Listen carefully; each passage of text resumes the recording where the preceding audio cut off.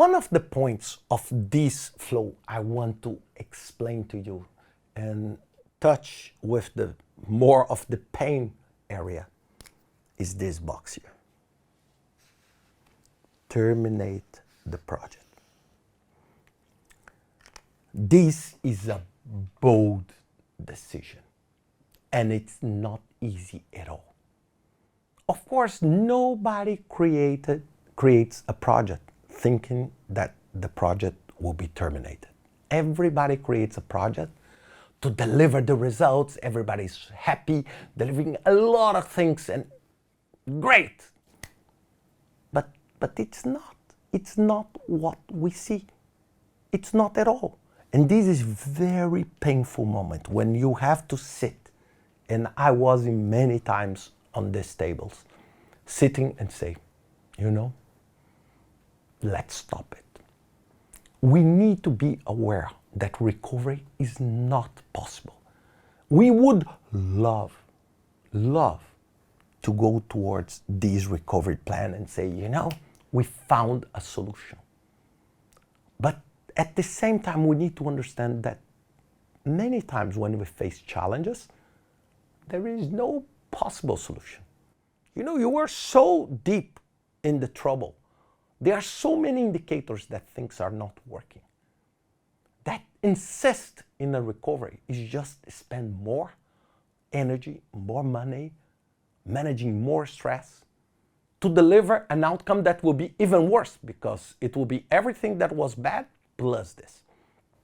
And this is something that you need to be fully aware. You need to be mature to decide, you know, the vital signs of this project. Remember, the patient, sometimes, and I'm just discussing here in a very technical way, sometimes we need just to realize that our patient, for example, is in such a critical stage that maybe it's better that we find the best possible way to let it go. Because if we try to recover, it will just add more suffering. And please, I'm not a doctor here, I'm not an intensive care doctor, but I'm using just this analogy. And it's a tough decision. As a son, you know, I had to make some of these judgment calls at home, and it hurts. It hurts. Of course, I would love to say, let's recover. But you know, sometimes when you try the route of recovery, you just add more pain and you are just digging more. Let's go back to part 1 of what Goldratt said. Goldratt said, one of the first things that you need to do when you are in a hole is stop digging. And sometimes you just increase the level of stress, increase the problem. You know, it's something like, you know, you are in trouble and then you double your bet. And then you double your bet. Sometimes this is not intelligence. Sometimes it's just better that you realize as an organization, you know, this didn't work. We tried, it didn't work. Let's move on. Let's move on. And this is a noble thing to do. Instead of insisting and trying to do this, you go here 1, 2, 3, 4, 10 times here to realize at the end that this should be your decision at the beginning. Don't do that.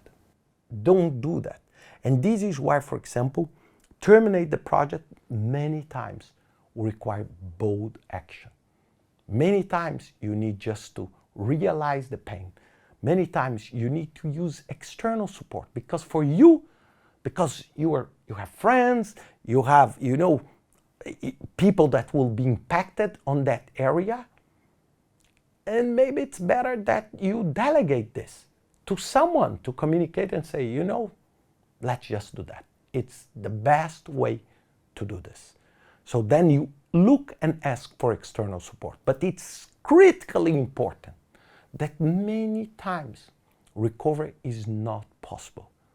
You know, I want to give you an example. When a tragedy happens, when a natural disaster happens, when an earthquake happens, or when a plane crashes with a lot of civilians inside the plane, there is no good outcome. There is no. There is just the bad and the worst. There is no such a way that after a tragedy, if you are responsible for this, that you can come out completely clean. This is nonsense. What we do when we are in a crisis management mode, you just try to avoid the worst scenario. But for example, I went to Haiti and I supported Haiti after the earthquake. I would love that the earthquake never happened. But real life brought the earthquake. So what we need to do, we need to act in order to reduce a terrible outcome. But there is no such a way and say, oh, it will be good for us. That earthquake was great for Haitian people. This is nonsense. This is nonsense. There is just the bad and the worst. All humanitarian effort is to reduce the suffering, because there is no good outcome on that. There is no good outcome on COVID. Of course, maybe Ricardo as an individual, isolated, it was good. But if we think in a global perspective, it was a tragedy. And all the players on this tragedy, what they did, they just act the best they could to avoid more suffering. And this is the strategy. This is why this is absolutely critical for us.